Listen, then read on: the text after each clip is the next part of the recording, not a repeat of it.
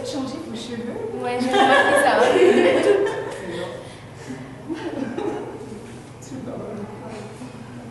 Willy, tu es pas derrière le photo? Ah, Willy? Bon, moi je monte en haut. Je monte. Deuxième étage après, ça marche. Bonsoir à tous. Alors aujourd'hui, samedi 27 novembre, la dernière activité des candidates avant la détermination des finalistes de Miss Afrique Montréal édition 2011.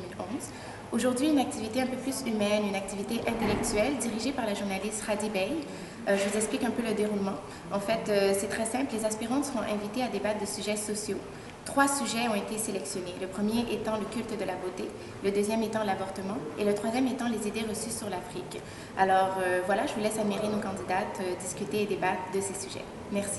Le premier sujet dont on va discuter, c'est un sujet qui nous met directement dans ce qui concerne l'Afrique. On va parler des idées reçues au sujet de l'Afrique. Est-ce qu'il y a des idées reçues sur l'Afrique qui vraiment vous embêtent? Le journaliste américain lui disait que l'Afrique est le continent, le pays le plus, comment dire, comme il n'y a pas de démocratie, le moins corrompu, oui c'est ça, le plus corrompu. Puis l'Africain s'y battait parce que, au fait, ils sont corrompus à cause des Blancs. L'Afrique est corrompue à cause des Blancs. Moi, mon point, c'est un peu stéréotypé. Alors, la pensée qui est, je veux dire, les Québécois ont l'Afrique.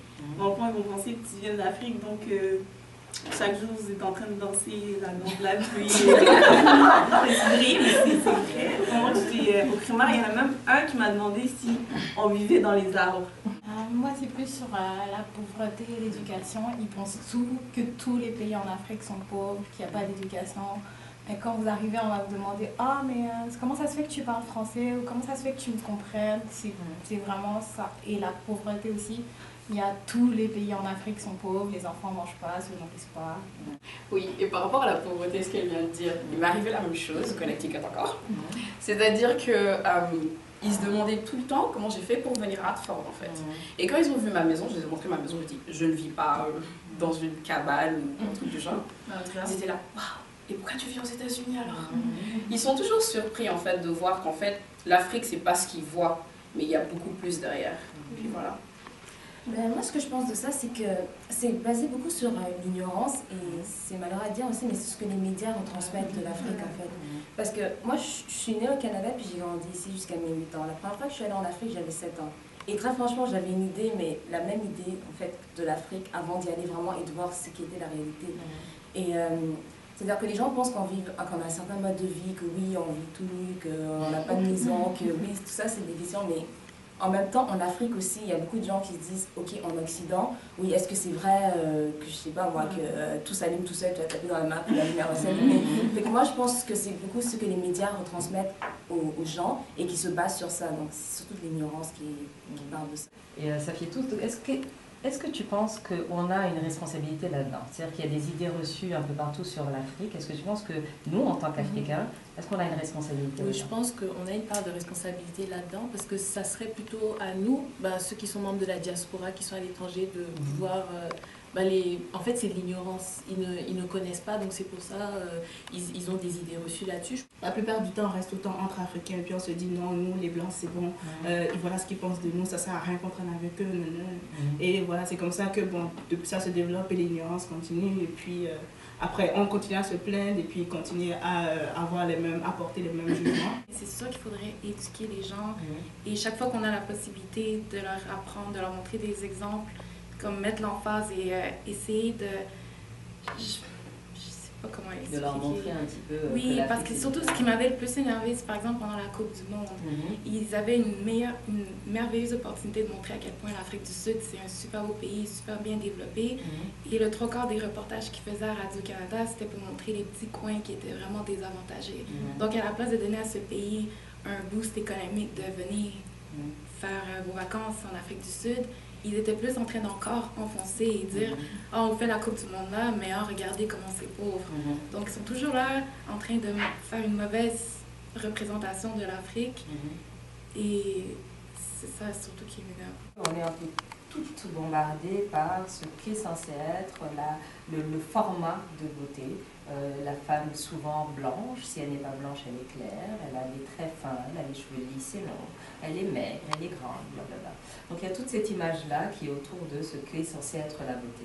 Alors on vit toutes en fait à travers en fait quelque part cette image-là, et je voulais savoir un petit peu comment est-ce que ça vous touche. Est-ce que vous vous sentez enfermé par cette image ou par le culte de la beauté? Et tout, mais je pense qu'on veut trop s'identifier aux blancs, c'est ce qu'on n'aime pas, puis qu'on ne sera jamais comme eux. Puis c'est ça, je crois que comme la femme grande, oui, je suis grande et mince, mais la beauté c'est vraiment une question de point de vue. Je suis grande et mince, mais en Afrique, c'est pas les femmes grandes et minces qui sont premières, etc. C'est les femmes bien en chair. Moi, il y a vraiment un point que la question en fait, que vous avez posée a soulevé vraiment un point qui me tient très à cœur, c'est les femmes noires qui s'éclaircissent avec des produits vraiment qui sont dosés avec des doses vraiment dangereuses en produits chimiques, par exemple l'hydroquinone. Et je pense que c'est vraiment quelque chose qui est emmené par le culte de la beauté, le fait que la femme soit claire et tout ça. Et je pense qu'il faudrait vraiment faire quelque chose contre ça. Quand je suis bien dans ma peau, les autres vont le ressentir, ils vont m'aimer comme tel. Mais c'est-à-dire que les hommes sont souvent là, ah, tu fais non, ah, je préfère celle-là parce qu'elle est plus claire que toi. Donc tu vas dire, ok, tu vas être complexé, mais tellement complexé que tu vas vouloir plaire à ton homme. Et ce qui entraîne le fait qu'elle se dépigmente la peau. Et puis... C'est comme quand on parle du stéréotype, comment la femme devrait être belle et tout, ils vont surtout aux extrêmes, je trouve. Donc, c'est soit les mannequins, ils sont comme ça, ou sinon, il faudrait montrer des obèses. On pas vraiment comme les femmes, juste une femme avec des cuisses, qui est juste le juste milieu, vraiment la femme normale en général. Mais c'est plus ça qu'ils devraient promouvoir. Tu vas voir une femme qui porte des talons hauts comme ça, mais qui n'arrive même pas à marcher. Et pourtant, elle se dit que ça va être beau et ça va plaire et tout. Mais il n'y a pas nécessairement une beauté parfaite. Je veux dire, comme quand tu es belle, c'est quelque chose qui paraît genre. Si genre dans ta tête tu es belle, tu vas être belle nécessairement. Si je prends l'exemple d'une star, par exemple Beyoncé, qui aurait cru qu'il y a genre 5 ans, elle serait considérée comme la femme, parce qu'elle a tellement de formes, elle a genre beaucoup de formes, mais il y a quelques années on l'aurait jamais considérée comme une femme qui aurait peut-être tant aimée par tous les hommes, mais on se rend compte que de plus en plus, les gens sont de plus en plus ouverts aux rondeurs. Mais moi, je voulais plus parler par rapport à ce que je pense qui va arriver dans le futur, c'est que de plus en plus, comme les blanches, excusez-moi l'expression, mais les blanches veulent ressembler aux noirs. Parce que, genre, exactement, genre, elles se font refaire le gars, elles se font refaire les fesses, les seins, ou même les cheveux. Moi, souvent, par les blanches, je me dis, non, tes cheveux sont trop beaux, puis genre, on dit, oui, vous avez de la chance d'avoir des cheveux comme ça, ou alors elles vont dans des salons de bronzage pour devenir plus noirs, des trucs comme ça. C'est ce qu'on voit en fait. Il y a les mannequins, on voit les enfants qui regardent la télé, on voit dans les clips vidéo, c'est toujours des filles minces, claires, etc. Juste les médias, par exemple, juste les journalistes, vous ne verrez jamais un journaliste obèse qui est là en train de présenter le sauf si c'est un homme. de présenter le journal télévisé, parce qu'il faut quelque chose qui attire. Et vu que la plupart des gens, c'est ce qui les attire, donc c'est ce qu'on nous montre. Alors que si on regarde par rapport à l'Afrique, les femmes, elles sont toutes en forme, et c'est ça que les hommes recherchent.